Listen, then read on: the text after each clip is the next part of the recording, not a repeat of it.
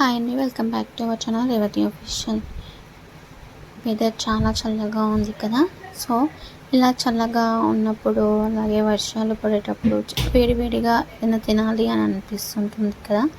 So అలాంటప్పుడు ఇలా snacks చేసుకొని తింటే చాలా బాగుంటుంది. సో నేను ఈరోజు ఆనియన్ పకోడీ అయితే చూపించబోతున్నాను. సో వీడియోలోకి వెళ్ళిపోదాం. నేను 2 ఆనియన్స్ తీసుకున్నాను పెద్దవి. అవి 4 మెంబర్స్ సరిపోతుంది. సో 2 ఆనియన్స్ తీసుకొని ఇలా నిలువుగా అయితే కట్ చేసేసుకున్నాను. ఇలా కట్ చేసుకున్నాక ఒక బౌల్లో వేసుకోవాలి. ఒక బౌల్లో వేసుకొని అందులో మొత్తం వాటర్ తీసేయకుండా మొత్తం ఇట్లా విడివిడి అయ్యేలాగా మిక్స్ చేసుకోవాలి. మొత్తం ఫస్ట్ అలా చేసుకున్న తర్వాతనే అందులో మనము ఇంకా కావాల్సిన ఇంగ్రీడియంట్స్ అలా యాడ్ చేసుకోవచ్చు. సో ఇలా ఫుల్ క్వాంటిటీ ప్రకారంగా నేను చేశాను. సో ఎవరికైనా పకోడీ రావడం తెలియకపోతే ఈ వీడియో షేర్ చేయండి, చాలా పర్ఫెక్ట్గా వస్తుంది. సో అలా ఆనియన్ స్క్రిప్ట్ చేసిన మొత్తం విడివిడిగా చేసేసిన తర్వాత కొంచెం కొత్తిమీర, 1 పచ్చిమిర్చి చిన్నగా కట్ చేసేసుకున్నాను. సో చిన్నపిల్లలు కూడా తింటారు కదా, అందుకోసం నేను కొంచెం వేసుకున్నాను. మీరు కారం ఎక్కువ తినేవారైతే కొంచెం కారం కూడా ఎక్కువ వేసుకోవచ్చు, అది పర్వాలేదు. సో అందులో నేను కొంచెం పసుపు, అలాగే టేస్ట్కి సరిపడా ఉప్పు, అలాగే కొంచెం కారం, 1/2 టీ స్పూన్ కారం యాడ్ చేసుకున్నాను. సో ఇది వేసిన తర్వాత నేను 4 టేబుల్ స్పూన్ శనగపిండి తీసుకున్నాను. ఆల్రెడీ క్వాంటిటీ ప్రకారంగా తీసి పెట్టుకున్నాను. సో మీకోసం అని చెప్పేసి నేను మళ్ళీ చూపిస్తున్నాను.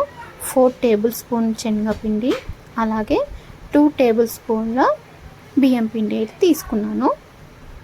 అదేంటి మాకు చూపిస్తుంది 4 టేబుల్ స్పూన్ అని చెప్పేసి మేము మొత్తం వేసేస్తున్నానంటే అదే చెప్తున్నాను కదా అండి, నేను ఆల్రెడీ క్వాంటిటీ ప్రకారంగా తీసుకున్నాను. సో మీకోసం అని చెప్పేసి నేనైతే ఇలా స్పూన్తో వేసి చూపిస్తున్నాను. సో మీరు మొత్తం అందులో యాడ్ చేసేసిన తర్వాత వాటర్ యాడ్ చేయకుండా ఫస్ట్ మనం ఆనియన్లో ఉన్న వాటర్ తీసేయకుండా అలాగే ఉంచాం కదా. సో దానికి మొత్తం ఆనియన్ మొత్తం పట్టేలాగా ఇలా పిండి మొత్తం మిక్స్ చేసుకోవాలి. ఇలా మిక్స్ చేసుకున్న తర్వాత మొత్తం పొడి పొడి లేకుండా కొంచెం పచ్చిగా అయిపోతుంది కదా. సో అప్పుడు మనము కొంచెం టేస్ట్ చూసుకోవాలి, ఉప్పు కలిసిందా లేదా అని చెప్పేసి. తర్వాత ఇందులో కొంచెం వాటర్ చల్లుకుంటూ మిక్స్ చేసేసుకోవాలి. ఇలా మనం బజ్జీలు వేసుకునే బ్యాటర్ లాగా మిక్స్ చేసుకోవాలి. ఇలా కొంచెం వేసుకోవాలి. ఒకటేసారి వేసుకుంటే కొంచెం మేబీ ఇందులో వాటర్ ఎక్కువైపోయి లిక్విడ్గా అవ్వచ్చు, లేకపోతే బజ్జీలు వేయడానికి కూడా రాకపోవచ్చు. అలా అన్నీ చెప్పేసి ఇలా కొంచెం వాటర్ వేసుకుంటూ కలుపుకుంటే మనకి బ్యాటర్ ఎలా కలుపుతున్నాము ఏంటి అనేది కరెక్ట్గా తెలుస్తుంది. అలాగే ఎంత సరిపోతుందని కూడా తెలుస్తుంది అన్నమాట. సో ఇలా మొత్తం కలుపుకున్న తర్వాత పక్కన పెట్టేసుకొని స్టవ్ ఆన్ చేసి కడాయి పెట్టి అలా డీప్ ఫ్రై సరిపడా ఆయిల్ యాడ్ చేసేసుకొని, ఆయిల్ వేడయ్యాక కొంచెం ఆయిల్ వేడైందా లేదా అని చెక్ చేసుకున్న తర్వాతనే ఇవి పకోడీ మాత్రం వేసుకోవాలి.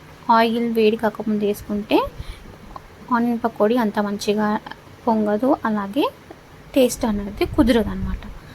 ఇవి డీప్ ఫ్రై చేసేటివి ఏవైనా సరే ఆనియన్ బాగా వేడైన తర్వాతనే డీప్ ఫ్రై చేస్తే చాలా టేస్టీగా అలాగే క్రిస్పీగా వస్తాయన్నమాట. ఇలా ట్రై చేయండి మీరు ఏ డీప్ ఫ్రై చేసినా. సో ఇలా చేస్తే చాలా బాగా కుదురుతుంది. సో ఇలా మొత్తం అలా అని హై ఫ్లేమ్లో పెట్టి అయితే డీప్ ఫ్రై చేయకూడదు. ఆయిల్ వేడయ్యేంత వరకే హై ఫ్లేమ్లో పెట్టుకోవాలి. సో తర్వాత ఆయిల్ వేడాక మీడియం ఫ్లేమ్లో పెట్టేసుకొని డీప్ ఫ్రై చేసుకోవాలి. అప్పుడే బాగా టేస్టీగా అలాగే క్రిస్పీగా అనేది వస్తుందన్నమాట. మీరు ఏది చేసినా ఇలాగే ట్రై చేయండి, చాలా బాగా వస్తుంది. సో ట్రై చేసి నా కామెంట్స్ చేసి చెప్పండి ఎలా వచ్చింది అని చెప్పేసి.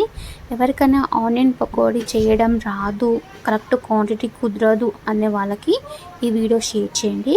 అలాగే ఫస్ట్ టైం నా ఛానల్ ఎవరైనా చూస్తున్నట్టయితే నా ఛానల్ని సబ్స్క్రైబ్ చేసుకోండి. ఫైనల్లీ అయితే పకోడీ అయితే రెడీ అయిపోయిందండి. ఇది అండి నేను చేసిన రెసిపీ. ఎలా వచ్చిందో కామెంట్ చేయండి.